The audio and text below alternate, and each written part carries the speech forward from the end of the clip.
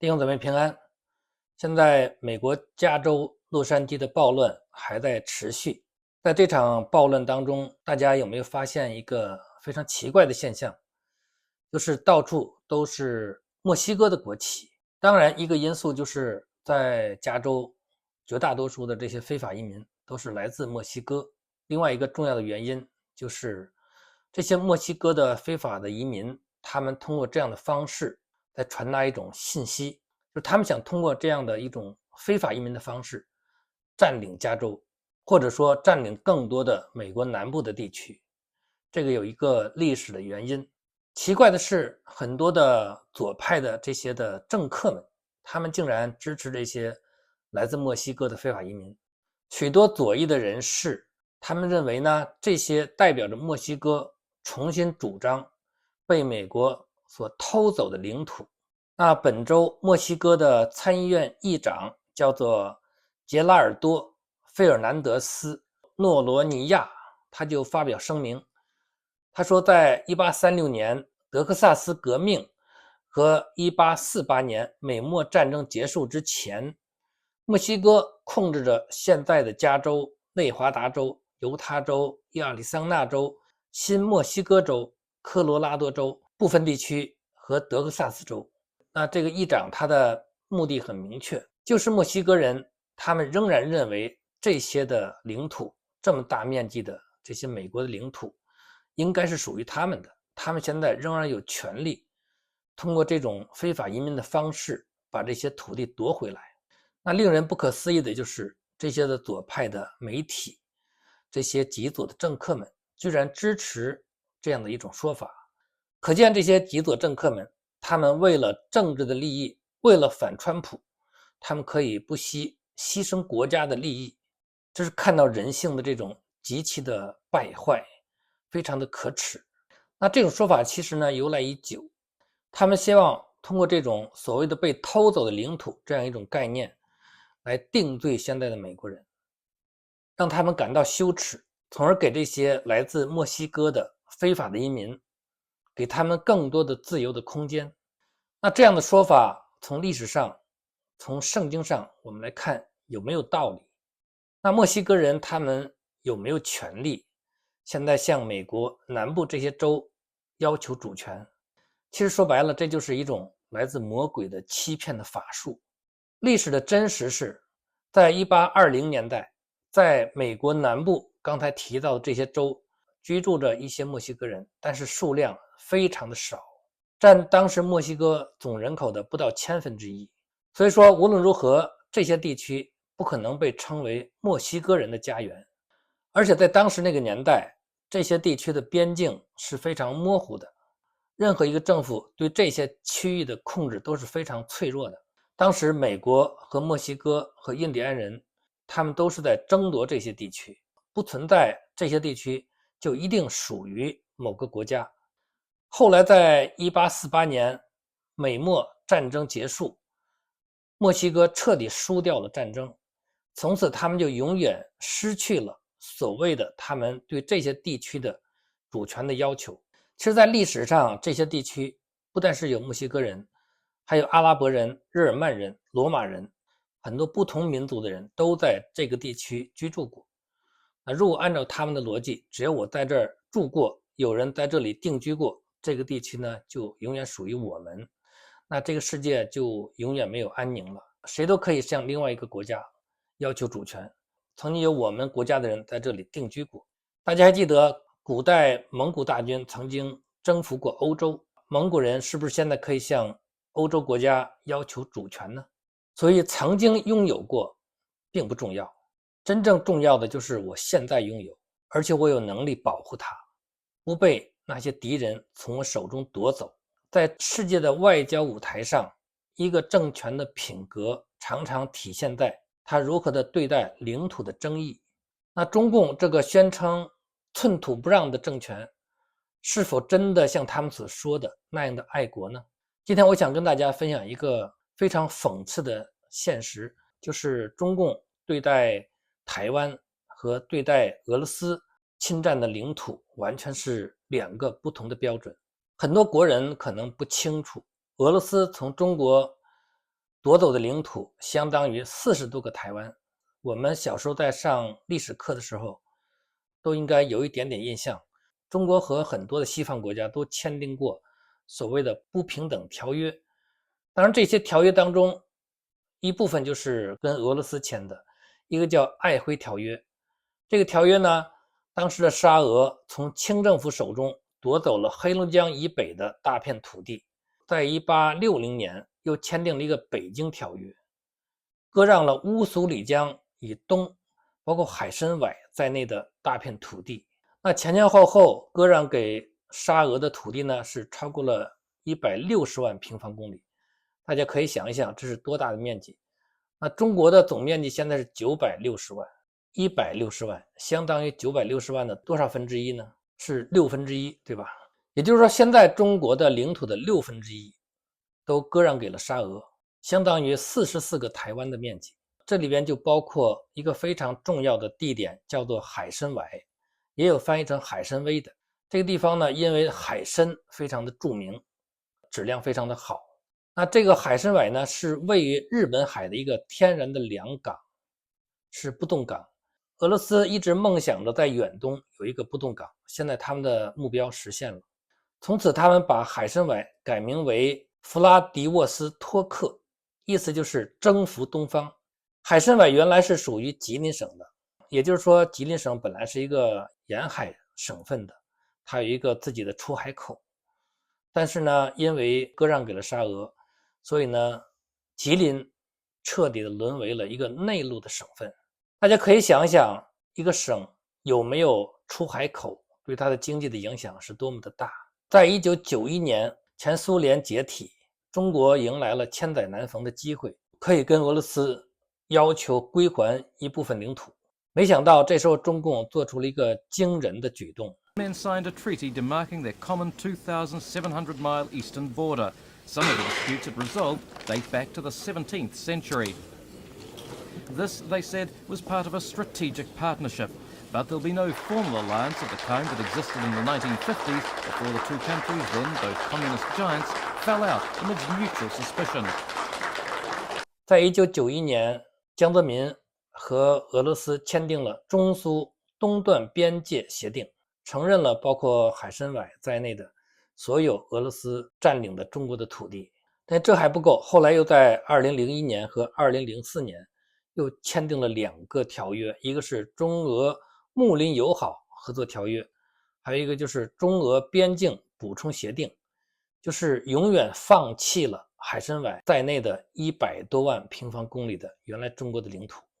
也就是说，这个彻底给俄罗斯了。这些告诉我们，这个江泽民他其实是一个彻头彻尾的卖国贼。当然，这些事也不是他一个人能决定的，但是呢，是他主导的。他当时是总书记。那我们再看看台湾，台湾是原来的在中国大陆执政的国民党政府，在解放战争当中失败了，被赶到了台湾。但是台湾这个地方在国民党去之前就有他的政府的，那个时候就属于国民政府。台湾一直拥有自己的政治体系，拥有自己的军队、选举制度，而且现在台湾是一个现代民主制度的楷模。但是中共自建国以来就从来没有承认过台湾的主权，对台湾呢一直是要求祖国统一。他们称台湾选举的总统是台湾领导人。在军事上是常态化的军事演习，威逼恐吓；在外交上呢是不断的打压台湾的国际空间。我们中国人，我们从小受的教育就是台湾是中国不可分割的一部分，这是中共外交的一个最敏感的红线。但是我们都是中华民族，叫做炎黄子孙，说白了我们都是自家兄弟，大不了就是弟兄分家。这个和俄罗斯是完全不一样的概念，俄罗斯就是一个外人、外族，这是很大的不同的。但是呢，中共对一个外族人拿走那么大的土地，拿走1/6的土地，他们一点都不心痛。但是呢，本族人、台湾人，他们在那里居住，一直就是他们的眼中钉。中国在历史上曾经多次割让土地，如果我们比较一下，我们就会发现，所有在这些割让的土地当中，俄罗斯是最凶狠、最邪恶、最野蛮的。在所有的割让过中国领土的这些国家当中，有英国、德国、日本，是吧？那我们看这些割让的土地，最终呢都已经归还给中国了。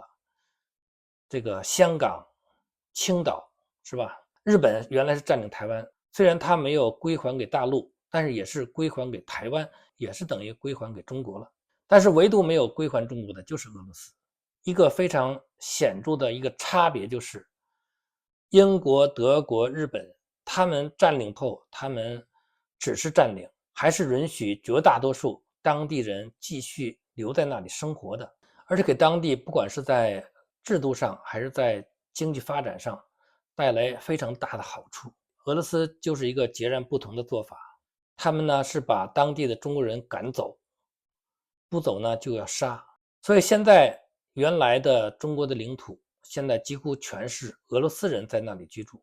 俄罗斯已经把这些领土已经彻底占领，成为他们的一部分了。根据2010年俄罗斯的人口普查数据，在海参崴只有2000多华人，占当时人口的不到0.5%。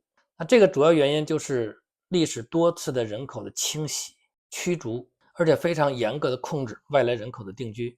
最近这些年，虽然有大量的中国人到海参崴去工作、去旅游、做贸易，但是呢，这些在当地人看来都是外人，都是暂居者。这些中国人和海参崴是毫无关系的，所以包括海参崴在内的这些的原来的中国的领土，现在已经彻底失去了中国的人口，绝大多数人都是俄罗斯人。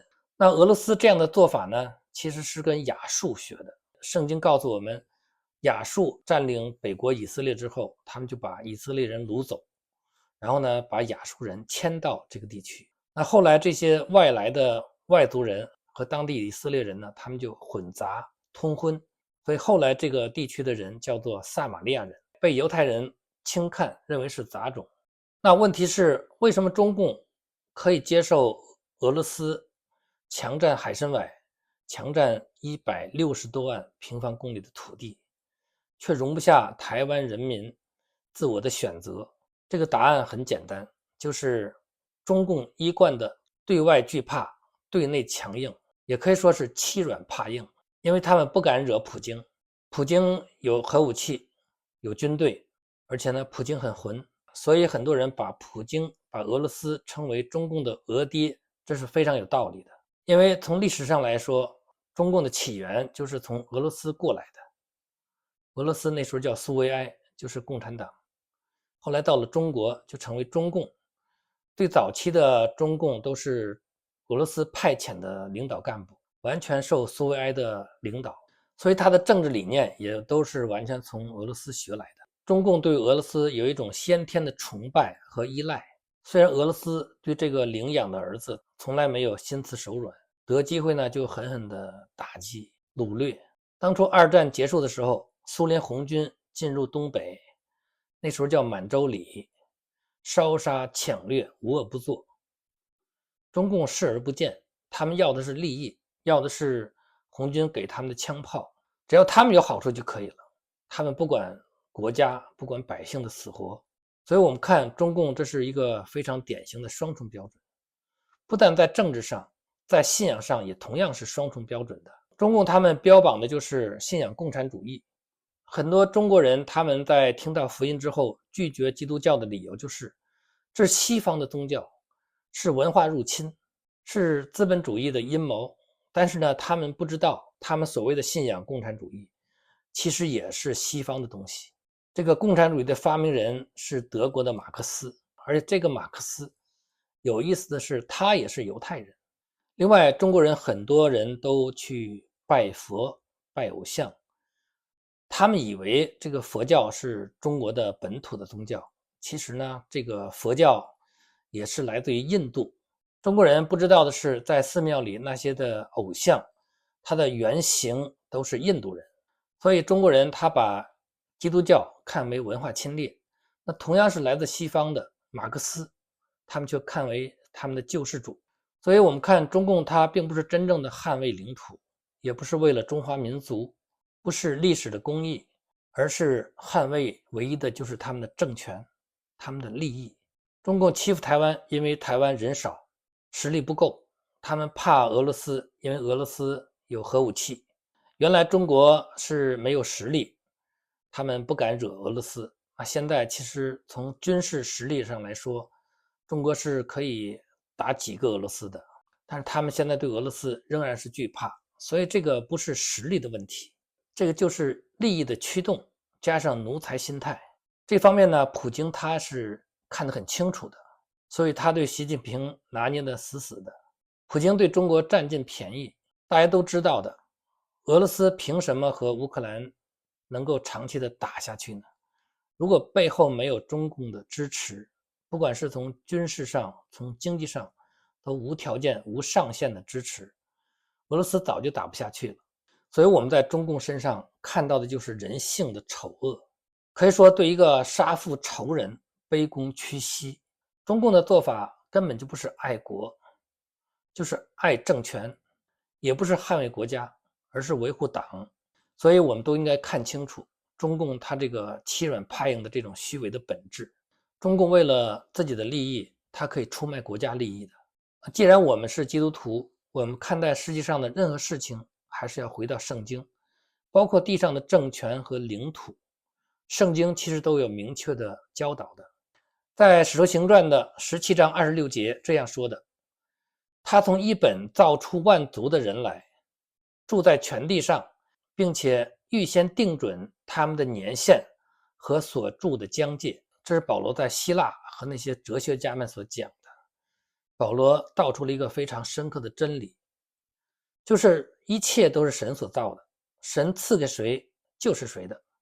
神预先定好了人的年限，就是人的寿命和他所住的疆界。其实这个疆界呢，不但是人个人的疆界，也包括民族国家的疆界。宇宙万物都是神造的，也都是属神的。神是真正的拥有者，人没有权利去宣告主权。什么自古以来就是我的领土，自古以来又怎么样呢？神不是把自古以来就居住在那里的迦南人赶走了，让以色列人居住吗？那以色列人他们后来离弃神拜偶像，1000多年之后，神又把他们赶走了，然后70年之后又让他们一部分人回归，重新建造圣殿。几百年之后，在主后70年，神又把他们彻底赶走。这一次呢，走了1900年，直到1948年以色列重新建国。我们看整个以色列人的历史，其实整个全人类的历史都是神自己的历史，都是神全然的在掌管。阿摩斯书的9章7节说，耶和华说，以色列人哪，我岂不看你们如古时人吗？我岂不是领以色列人出埃及地，领非利士人出加菲托，领亚兰人出吉尔吗？神借着阿摩斯告诉以色列人，其实你们在神的眼中和古时人，就是非洲人是一样的，没什么了不起。神可以把你们从埃及领出来，神也是把非利士人从加菲托领到了非利士地，也是在迦南地。那加菲托呢，是地中海当中的一个岛屿，神把这个民族领到了迦南地，在以色列人的旁边，作为神的工具管教以色列人。那这些历史呢，都充分的说明了一个真理，就是地上所有的土地所有者都是神的，神赐给谁就是谁的。那现在美国对于台湾的政策一直强调的就是维持现状，其实呢，这个也是合乎圣经的。那现状就是出于神的旨意，如果不是神的旨意，不可能发生的。如果神不允许，中共也不会打败蒋介石。如果神不允许，国民党不可能在台湾定居的。一切都是出于神的旨意，那我们人所能做的就是顺服神的旨意，将一切的主权交还给神。